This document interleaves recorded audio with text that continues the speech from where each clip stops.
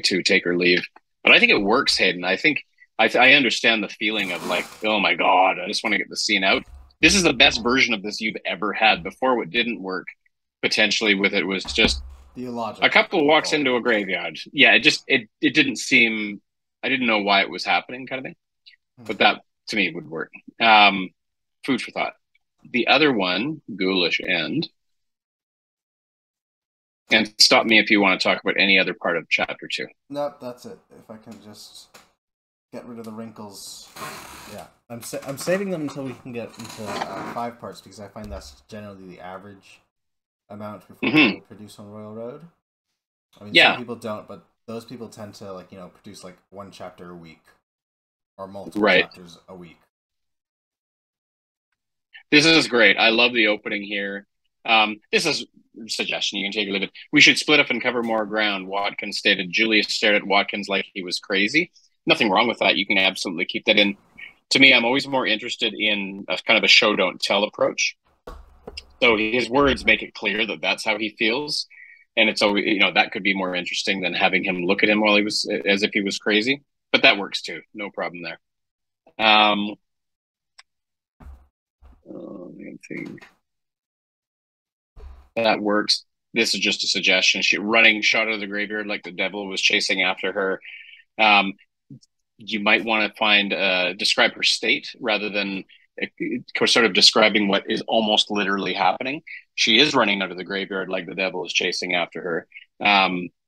She's not. It's not like the devil is chasing after her. A devil is literally, or was at least, chasing after her, and maybe these monsters are devils too. Mm-hmm. So it might be more like describing her state. It's a little thing, minor thing. Um, who's saying "Whoa, whoa, mama, are you all right"? Oh, that meant to be ma'am. God damn it. How do you spell ma'am Oh, again? okay, perfect. M-A apostrophe A-M. It's sort of an anagram. It's M-A apostrophe M. It's the same thing in the mirror. But who is that talking? Is that That's Watkins? Ramona. Oh, sorry. That's Julius. Oh, okay. Basically, if it sounds like hurt and just kind of like douchebag, you assume it's Watkins, and if it sounds like semi-reasonable, assume it's Julius. Gotcha. They ate him. The things inside ate him. I love that. The things inside ate him. I thought it meant the things inside him. And then I realized, oh, you mean inside the graveyard? Mm-hmm. Things back there, maybe it might be a little clear kind of thing. Little thing, not major. Julius took off his trench coat and draped it around her. He took a second to look at her with a professional eye.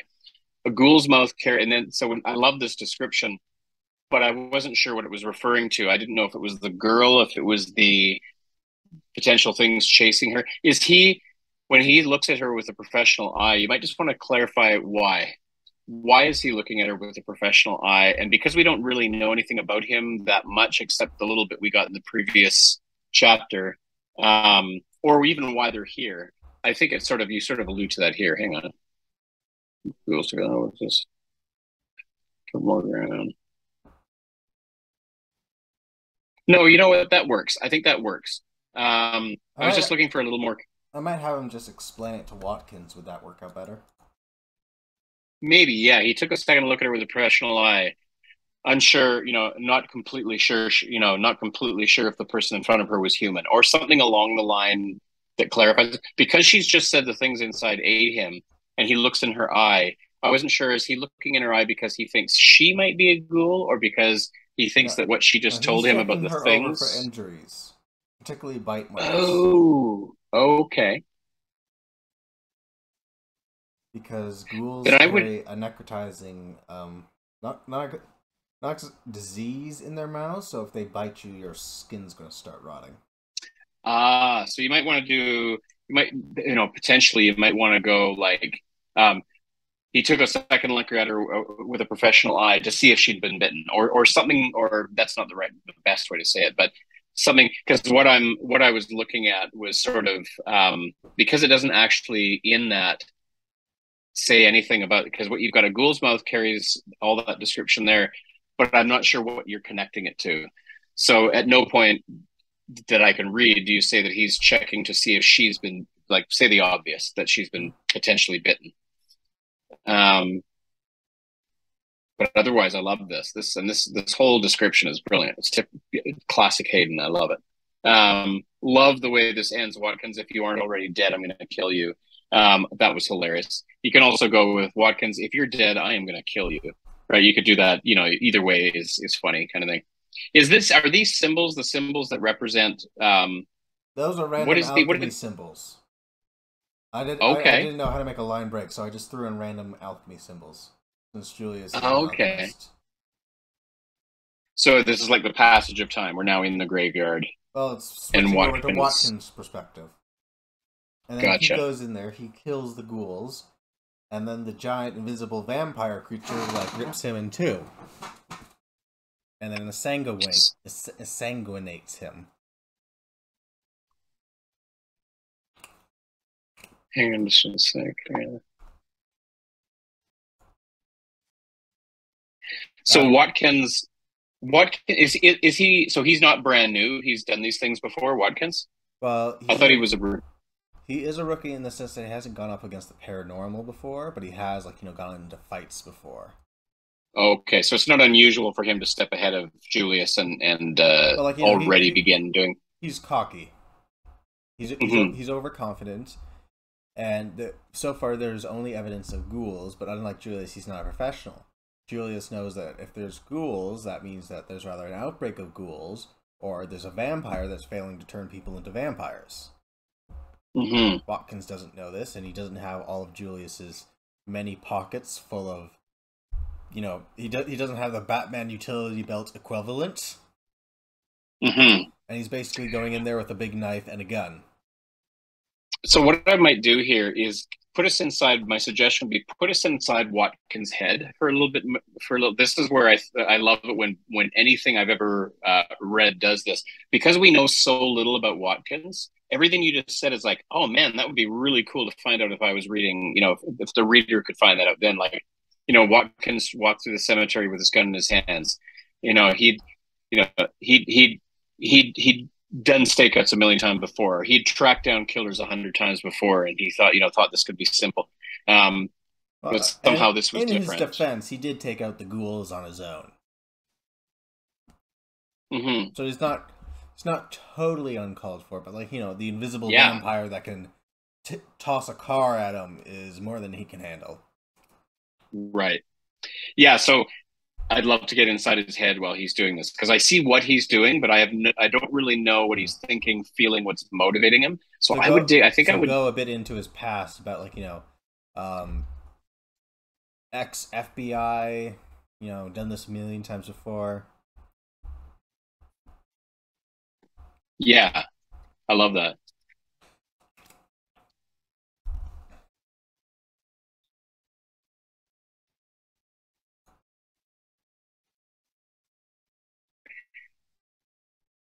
Yeah, like I'm just a huge fan of that with stories. And I think readers are certainly conditioned to sort of expect that kind of thing when they see somebody, walking around, because we do that when we're scared, or we start to either we're completely focused on the thing itself, and or we're like, okay, mentally preparing ourselves for what might happen.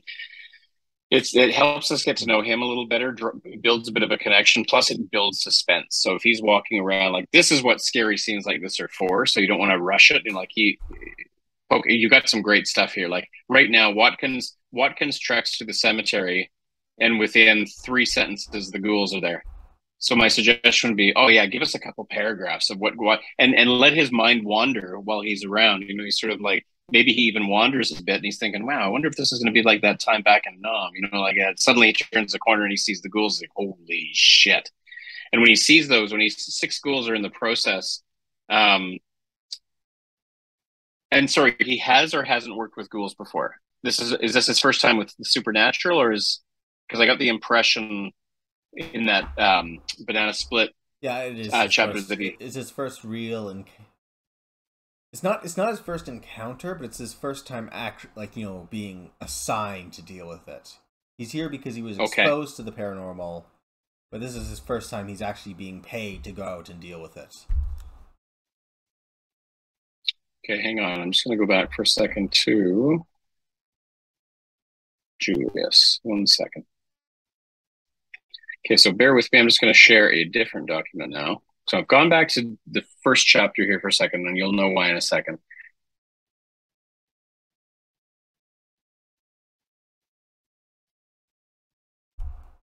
So the way he talks, so I joined the Bureau of Paranormal Activity to protect people, and you just told me that a backpack of corpse-eating monsters, ghouls. Okay, you told me these ghouls. So this is a guy who's fresh enough to it that he's not using the right terminology. He sounds like a guy who's never really, the way he feels to me is a guy who's never really had this experience much before. I love the pop a cherry in his mouth. That's so cool when you're talking about a recruit. That's hilarious. Take a look what you told me. I'm sorry. Okay, so that's what I thought. Unless I'm missing something here, this first introduction to Watkins gave me 0 sense of his experience or background. So we always run the risk as writers of assuming the audience knows more than they do. So you're taking a guy who I know very little about and who appears to have had no experience with these kinds of things, and he's quite cavalier and Walker. And then when he sees 6 ghouls, there's no emotional reaction. He just turns and starts firing, and still no emotional reaction. It's all action. So do a lot more. So my suggestion, make this part after the line break like his backstory about why all this shit happened. Okay. Yeah, and I like the way that you start it with he tricked. You know, he and maybe Trek sounds a little bit like no. You might want to go Watkins. You know, Stalked? moved slowly through the cemetery. You know, gun raised. You know, taking his steps carefully. You know, sort of describing sort of his actions, sort of betray, and then going into his head, like you're saying, background something. And then when he sees those 6 ghouls, oh my god, seeing one ghoul playing cards would be scary enough. Seeing 6 ghouls tearing a person apart, there's about 6 different levels of what the fuck happening there. And so give us that. Give us what's in his head as he goes around that corner. It's a wicked opportunity too, where he walks around the corner, because this is also a new guy.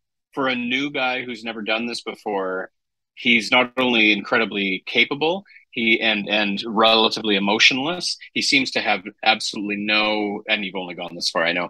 I'm looking for the trauma, the something, the anything. So like Julius comes around the corner, and maybe Watkins is about to get like his gun jams, or he shakes because he can't. Oh my god, like Love, Death, and Monsters, and like he has totally terrified and can't shoot when he's facing the creature. And Julius comes around the corner and saves his bacon. Feels more like what might happen in a situation like this. Otherwise, you run the risk of making it look like Watkins and Julius are about at the same level of competence. So why is one the tech trainer and the other the recruit? Well, no, so giving us... I'm going to have Watkins beat the ghouls, and the vampire's going to come in, and it's going to rip his arms off without him even realizing it's there, and then it's going to eat him. It's going to eat Watkins? Yes. Oh, so he's okay, dead. So he's done anyway. Okay. And then Julius is going to come in and, like, you know, expertly deal with the vampire. So there you go. So that's even more of a reason why there's value in giving Watkins. It's the same thing we just did with the couple in the graveyard. If we just see 2 people walking into a graveyard without any sort of any kind of anything about them as characters, most people, I think most readers have watched enough stuff or read enough stuff to go, oh, the writer is telling us nothing about him. That means they're going to die. And then they do. And then Watkins, same thing. Watkins turns a corner and he's just walking around and he sees the ghouls and he shoots. Why aren't we learning anything about this character? Oh, I can already tell he's going to die. Yep, he died. And so if you do that too many times, you run the risk of readers checking out. The reason people dying when they do in well-told stories is so shocking is because you led us to believe, by telling us about them, by building an emotional connection with them, they were going to stick around for a while. That was the magic of Game of Thrones. The reason most people reacted to the deaths in Game of Thrones with such a high level of emotional... Yeah. Though, except for the last season. Last season, they screwed it up. Fair. And probably because, for some people, they saw that as... I didn't hate the last season as much as some people do, but I feel like... they were so shocking. The deaths were so shocking because... Ned Stark's death was shocking not because of the situation he was in, but because he's a protagonist. Definitely. Yeah. And then he wasn't. From a purely logical stance, that kind of makes sense that his head would get chopped off. From the terms of protagonist logic, he should have been fine.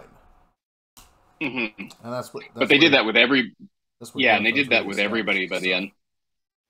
So I think, but that's even more to the point that's being made is that the first episode, what does the first episode do? It doesn't tell us anything about all of the entire world that it's going to unfold to us later. All it did was build an emotional connection with the Stark family. The genius of that first episode was that it did everything in its power to help us get to know this family, to fall in love with this family, to believe that Ned Stark must be the main character of the story. Okay, I like this guy. Yeah, Sean Bean, I like the actor. Good. I can't wait to see more of it. Holy fuck, he's dead. well, it's And Sean it was Bean, so so you probably should have seen it coming. fair.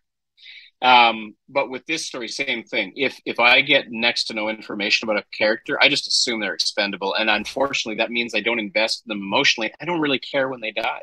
So the reason I was interested in, for example, Matthias dying in any way. I mean, I'm either interested in him and I don't want him to die, or because of the way you've written him, I definitely want him to die, and I want to feel really good and satisfied when he does die. Mm-hmm.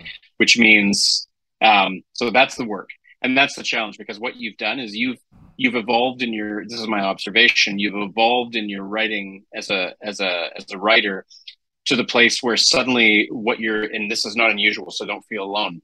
Sometimes writers feel like they're hitting a brick wall when they're writing stuff like this because for the first time they're having to really dig into the emotional stuff in stories, and that's tough when especially people who are used to writing fantasy or things that are really sort of rooted in action.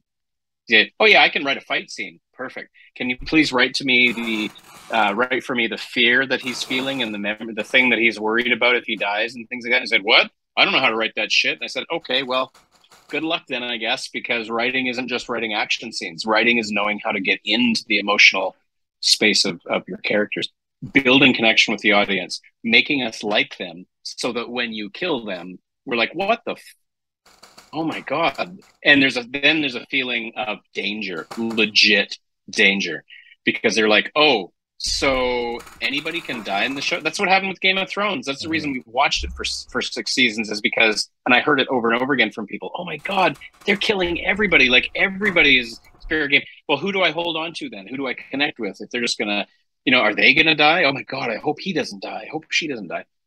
And that all comes down Yeah. to building emotional connection. Honestly, I don't think they should have killed some of the characters they did in the last season of Game of Thrones. Fair. Like, so, And people felt the same way about Harry Potter, Deathly Hallows. to be fair, like some of the characters they killed off didn't really have didn't have the same emotional push as Ned Stark. It was just disappointment, like, oh, she's dead. Oh fuck. Mm-hmm. Yeah.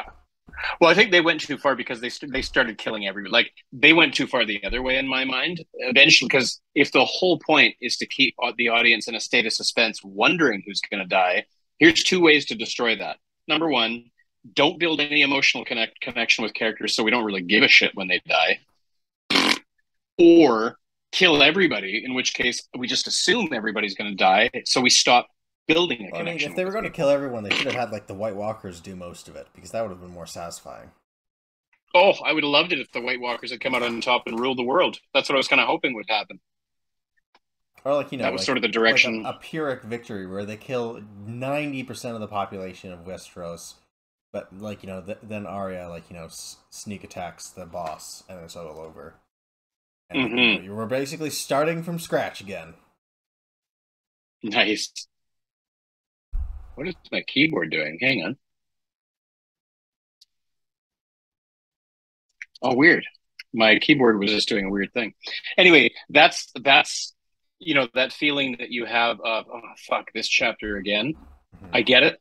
And I'm happy to move on at any point when you want to, but I'm always going to be the guy who lovingly challenges you to say, no, you're so close, man. You're so close. The tough part, the great problem that you have is that you're so good at building the architecture of a scene and a story that's like a walk in the park to you. And so you're like, oh, fuck, why can't the rest of it be that easy? Because it's not. Not everybody can, to your credit, a lot of people have real trouble coming up with concepts and stories and writing scenes the way you do. And all they can do is write the emotional stuff, but who cares because it's boring. You're the sort of on the other side of that fence where you have no problem writing things happening, but describing what's going on within people and between people. That's the tough part. I really do need a partner to help me flesh out my stories. You know what? Maybe, yeah, absolutely. And a co-writer is not a bad idea, or at least somebody to help you. You know, there's only like, for example, chapter two. There's only really a couple of things about it that I'm inviting you to think about, and if you wrote those down and say, okay, what's a plausible situation that involves a boyfriend or a girlfriend? Because I would invite you, don't as tempting as it is, don't give up hope and go, ah, fuck it, I'm just gonna have two people walking into a graveyard. I'm like, I get it, but don't do that either, because that's a step in the other direction, as tempting as it is. Whether it's with me, or like if all we did was map out next week the relationship between these two characters and why they're here, um, you know, that potentially can be worth it. And why would you do that? Because you're like, oh, Paul, I got so many fucking chapters, so I don't want to do.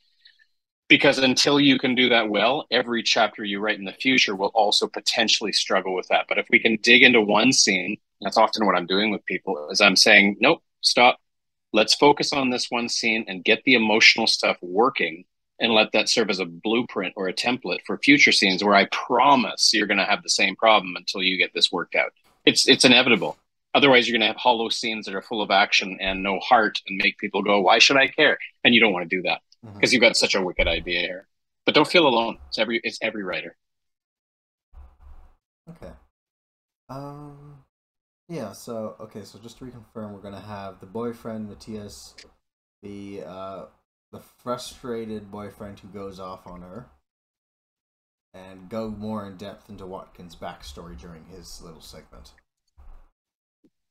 Those were the two main takeaways. Yeah, I think so. Yeah, and because everything else works. Walking into the graveyard, your description is great. Describing the graveyard is great. Um, but because at least I'm guessing 50% of your audience will have either been in a relationship or are in one, it really has to ring true. That relationship, it can't just go from, oh, you're the most romantic guy in the world, to untie me, you rapist. It just doesn't feel logical. Mm-hmm. But I mean, it's tough. This is the tough part. So that's what I would do, is just really get clear in your head the motivation for him having brought her here, and then as best as you can play that out. And if we have to tweak dialogue and you're like, literally, Paul, I don't have a clue how to write this part, can you literally help me write it right here, right now? I'll do that with you. Okay. Your call. Sure. Thanks. See you next But week. you're doing it. Okay, yeah, you bet. We'll see you next week. See ya. Bye. Cheers.